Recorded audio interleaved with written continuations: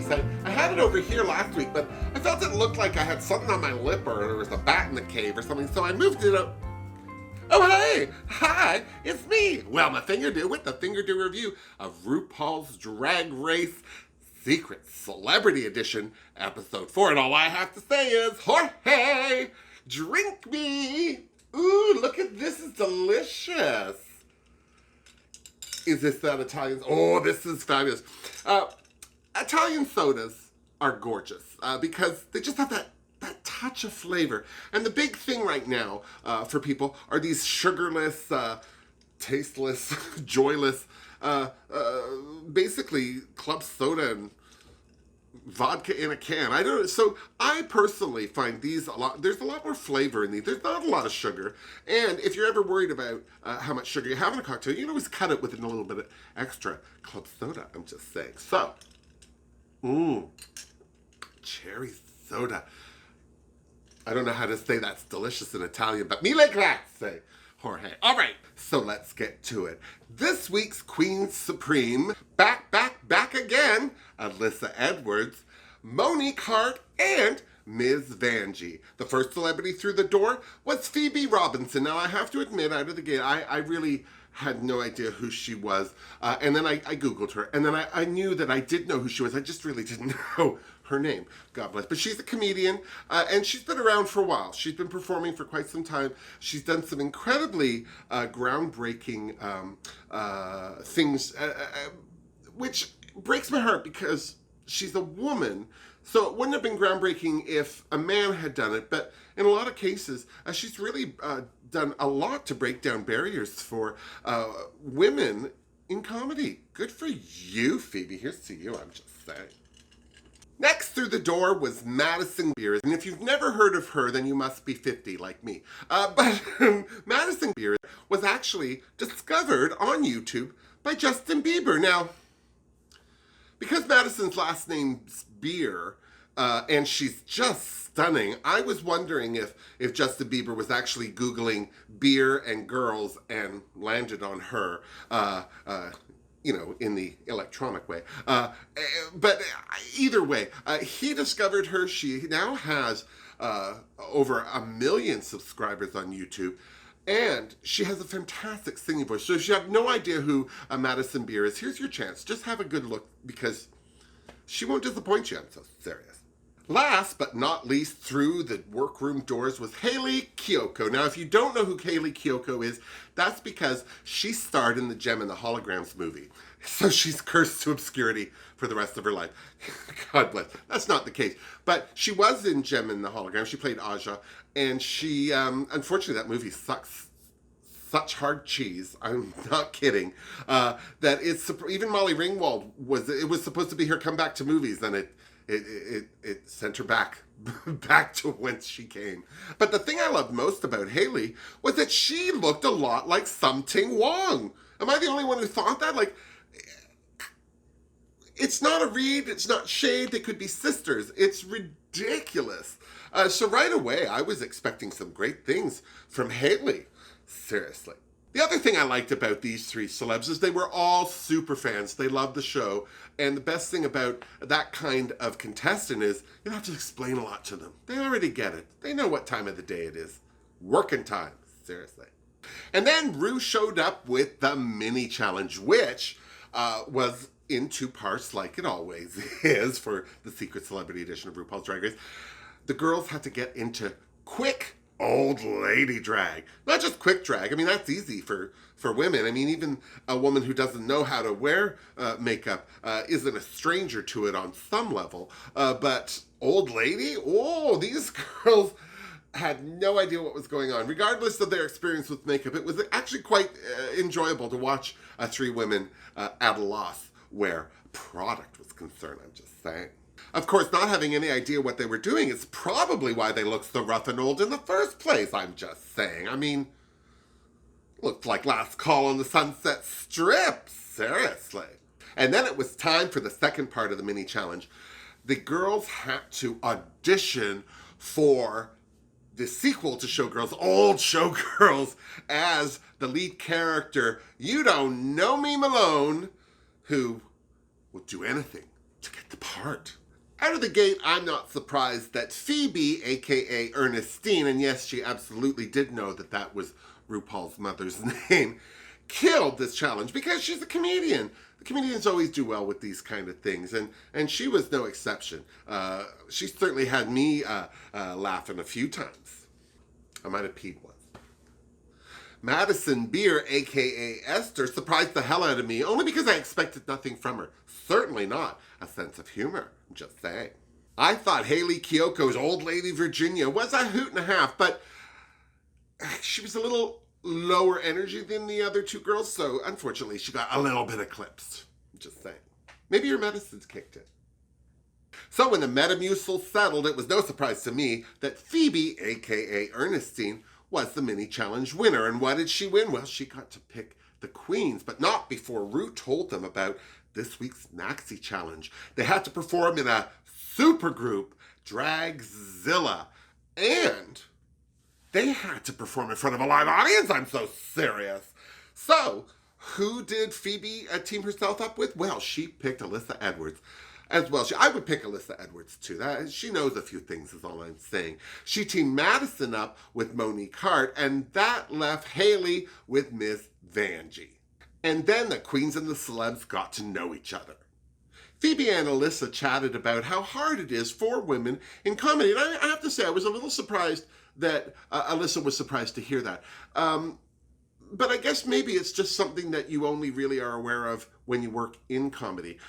Personally, I have to say, I think male comics tend to be more boring because they're really limited by what they talk about. They all seem to talk about their crotch, their girlfriends or lack thereof, their job or lack thereof, and either video games or sports. And I'm not saying that any of that's boring, but there are some great male comics that talk about none of that stuff. They're the standouts for sure.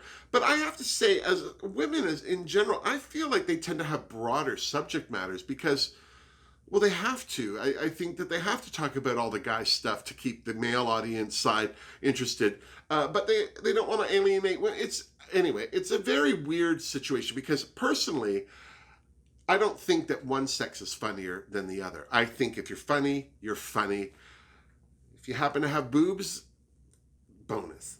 And what was Phoebe's drag name going to be, you ask? Well, she thought she needed to be something yummy and tasty. So she picked Cocotini. Makes me want one right now. Jorge, get on it. The thing I loved learning about Madison Beer during her chat with Monique Hart was that she has a gay granddad. Now, I have to say, this is a common thing. A lot of men of an age, certainly, I mean, he's clearly 60-something at this point, those men did get married. They tried to live a normal life or hide or whatever it was. And so there are a lot of people that have gay dads. I know growing up in school, I think it was in grade 5 or 6, that one of my friends, her dad was gay and her parents were divorced because of it. And although both parents were in the relationship I didn't find it odd myself because I was being raised by a single mom. I mean, I didn't find it odd there, but what I am surprised at now in retrospect is how common that was. So I was super excited to hear about Madison's gay granddad and that he came out in his 60s. Here's to you, Granddad Beer. Better late than never is all I'm saying. And what was Madison's drag name going to be? Well, she surprised the hell out of me by saying it was going to be Coral Fixation. I mean, really, she's 12. She shouldn't know that pun, should she? Is she 12? Now, I just have to ask, is Haley Kiyoko the first lesbian contestant on RuPaul's Drag Race? Because just in talking with her, it was interesting because as a gay woman who feels a little more masculine, she was very nervous about this challenge. And what I found unique about that is that that's what most heteronormative cisgendered men feel. So in reality, I think Haley was on the right page for this challenge. You're supposed to feel uncomfortable. It is supposed to be awkward and new. And I have to say that as a gay woman, I love that she has no real experience with it, but isn't open to trying new things. So I just was very, very impressed with Haley all around. I have to say, she was the one person on this episode of Secret Celebrity that I was glad to get to know and am looking forward to learning more about. I'm just saying. So with all that to contend with, what was Haley's drag queen name, you ask? Well, she's a huge fan of Queen Elizabeth. Who isn't? So she wanted something regal like that. So she chose Queen Elizabeth, which I thought was fabulous. I just, in my mind, kept calling her Queen Leslie. I'm just saying. And then Rue showed up to check on everyone's progress. While he was visiting Phoebe and Alyssa, I was really, really surprised to hear, any woman really say how awkward walking in heels was. I have to say, I think that everyone should take heart in that. Heels are not normal. You do have to get used to them. But what I found very odd was both Alyssa and Rue saying that it was mind over matter, that most people walk badly in them because they are afraid of them, and if you just let it go and not worry about it, you'll be fine. That's all well and good when you're standing on top of them, but even a Spice Girl in a 6-inch wedge will break an ankle running for a plane, I'm just saying. And what was Phoebe's charity, you ask? Well, she was part of the RED campaign, which gets HIV medication and testing out to people who otherwise couldn't afford it or are unable to get it. I think that's an excellent charity to support, seriously. Next, Rue visited Haley and Vanjie, who were bonding over Josie and the Pussycats, which on a side note was a way better movie than it actually needed to be. I'm just saying. It was also interesting to hear Haley, as a gay woman, talk about her frustration in figuring out where she lands on the the masculine to feminine spectrum. And what I liked even more was Rue saying, well, do you have to know where you land on it? There's sometimes I have to just say. RuPaul just seems to just solve all the problems with one little question or one little statement. And I have to say, it always impresses the hell out of me. Here's to you, RuPaul. Seriously. All in all, it was proving to be a very emotional experience for Miss Haley very early in the game, I'm just saying. And what was Haley's charity, you ask? Well, she chose to support Planned Parenthood. And I'm very supportive of that choice. Last, Rue visited Madison and Monique. And I have to say, I was very shocked to hear that Madison has no confidence when she dances. I mean, I have to say, in her music videos, maybe there's not a lot of dancing, but she seems to just ooze with confidence. Maybe it's because she's not dancing, just saying. Of course, Madison was very confident in her choice for charity, which was the Trevor Project, and good for them. And her. Good for everyone, seriously. Then it was off to the main stage to rehearse without a choreographer, I'm so serious, and right out of the gate, you could see it wasn't going to go well because none of these ladies had any rhythm, including the pop star. And it was super lucky for all of them that they would be lip syncing because none of them seemed to be able to sing, including the pop star, I'm just saying. And it was painfully obvious very quickly that Phoebe and Haley were going to have problems with their shoes. Personally, I'm surprised they didn't buy some really high heels before they showed up at RuPaul's Drag Race to practice. I mean, it's not like they couldn't find sizes, seriously. The next day in the workroom, it was makeover day, and Monique Hart was the first to reveal her celebrity. And I just have to say, I'm not surprised that Coral Fixation looked as good as she did because she looked good to start with, let's just be honest. But what I was impressed with was how much different the shape of her face was. It was a real surprise to me. Plus, having her whole eye area open up just made her look even younger. I mean, hoarier and younger, but seriously. Vanjie revealed Haley next, and wow. How could she not look different? That was a lot of makeup. Personally, just at that point, now keeping in mind that she still didn't have cheeks or lips or lashes, that just seemed like a lot of dark makeup here, which always kind of makes somebody look angry. I thought, I was surprised Vanjie didn't open it up a little. It's just my opinion, but still, I could have walked right by Queen Elizabeth and not have seen Hayley Kiyoko in there at all. And she wasn't even done yet. Phoebe was last, and rightly so, because this was the best makeover in my opinion, only because I just loved how bright and fabulous the colors were. They just made Coco-Teeny-licious, if you ask me. And you could see that Phoebe wasn't disappointed, seriously. In fact, both Phoebe and Madison were starting to feel their inner drag queen, which was clearly starting to depress poor Hayley because she wasn't feeling herself at all. Not like that. And then it was off to the runway where Rue looked spectacular in her off-the-shoulder fringe number. And speaking of spectacular, Michelle, Ross, and Carson were looking pretty fine themselves, I'm just saying. And then Dragzilla took the stage. And clearly the standouts for this were Coco Teeny and Her Majesty Queen Elizabeth. Queen Elizabeth, right out of the gate, pulled focus. She was spectacular. And she looked like a real drag queen. I'm not sure where Hayley was feeling under all of that padding and makeup and everything, but there was something about her mannerisms that made me think more of a real drag queen than cis women dressing in drag. And I think Phoebe touched on that as well. Phoebe did a great job. She's not the same kind of performer as Hayley is. I mean, Hayley's a singer. She's she clearly can dance or move around. And as a stand-up comic, I don't think Phoebe often explores that side of herself. So it just seemed to hold her back a smidge. If I was going to pick a better of the two, it would definitely have been Queen Elizabeth. Just saying.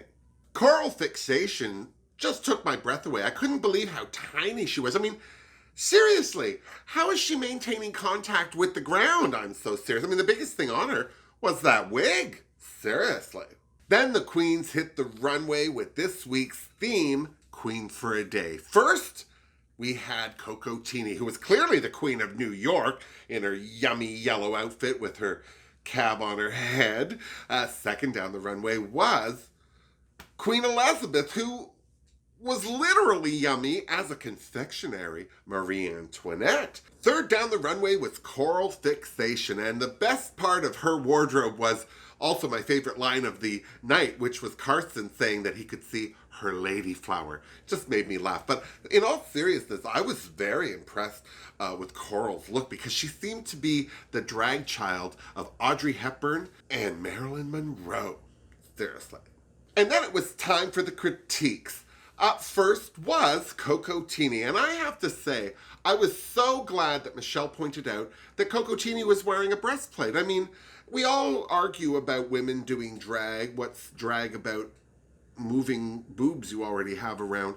I love that she just eschewed her own boobs altogether and put that breastplate on because those are not comfortable. There's sweat. I wouldn't, and I was impressed that she did, seriously.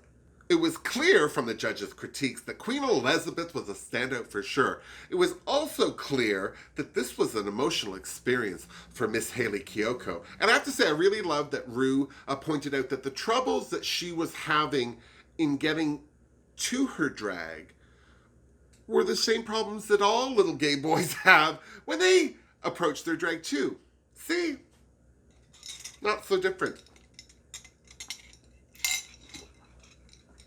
And flower puns aside, everybody gushed over how beautiful Coral Fixation was. But what impressed me most was how humble Madison Beer seemed to be from this whole experience. I have to say, I was very pleased to have met Madison in this episode too, because she was impressing me in ways I didn't expect her to. Here's to you, Madison, you sweet young thing, seriously. And then the celebs and queens retired to the Untucked Lounge so they could all meet with family and friends. And the first person through the workroom doors shocked the hell out of me. And I love that they just said Phoebe's friend and that she only referred to her as Whitney. But it was Whitney Cummings. And if you don't know who Whitney Cummings is, well, she was the co-creator and writer of Two Broke Girls, She's a hilarious comic. She's very popular on the the roast shows. She did Donald Trump, William Shatner. She did 3. She's very fun. I'm a huge fan of Whitney Cummings. So when she walked through the workroom door, not only did it shock me, but it immediately made me think she was the biggest celebrity in that room. I'm just saying. Next to visit was Haley's friend Marla, and it was very clear to see that Marla had never seen this side of the royal personage before. And she was not having any troubles with it whatsoever. And Madison's mom showed up and got a little teary-eyed over her daughter's transformation, which made me wonder how she reacted to her daughter's transformation into this for her selfish video. Seriously, there was nothing selfish about that dress. And then the celebs returned to the main stage for the lip sync. And right out of the gate, Queen Elizabeth stole the show. She stole the show until Coral Fixation removed, well, most of her outfit. I mean, it was just that skirt, but when she dropped that skirt and was just standing there in all her tiny little body glory, all the judges was like, oh. And then they went right back to Queen Elizabeth because she just ripped up that stage. I felt that Coco Teeny did a great job, but she seemed to exhaust herself trying to one-up the other 2 girls or at least stay in the mix, because by the end of it, she was lying on the floor, kind of, and I would have been right next to her, I'm just saying. So when the music died and the glitter settled, it was no surprise to me that Queen Elizabeth was this week's winner, and she won $30,000 for Planned Parenthood. Here's to Haley Kiyoko. Good for her, I'm just saying. Of course, both Coral Fixation, a.k.a. Madison Beer, and Coco Teeny, a.k.a. Phoebe Robinson, both got $10,000 for their charities, too. So there you go. There it was, 4 special episodes of RuPaul's Drag Race Secret Celebrity Edition. I have to say, I didn't expect much from this one, especially after last week's episode, but again, they got me. I was interested, and even though I didn't know a lot about these celebrities, I'm certainly interested enough to find out more about them and keep my eye open for them in the future. I'm just saying. So, what did you think about this little arc of RuPaul's Drag Race? Do you think that you'd like to see more of it? Do you hope they make more of it? Or was it just a nice amuse-bouche for a weird and complicated time? Not that they planned it to be that. I'm just saying. Well, we still have Drag Race Canada to look forward to, the finale of Season 12 to look forward to, and All-Stars 5. So clearly we've got lots of stuff to watch coming up. So we won't be too sad about the end of the Secret Celebrity Drag Race. But don't forget, we've still got lots to watch. So make sure you come on back and see me after everything so you and I can compare notes. Till then, miss me! Mwah! Seriously, Jorge. I'm so excited about it.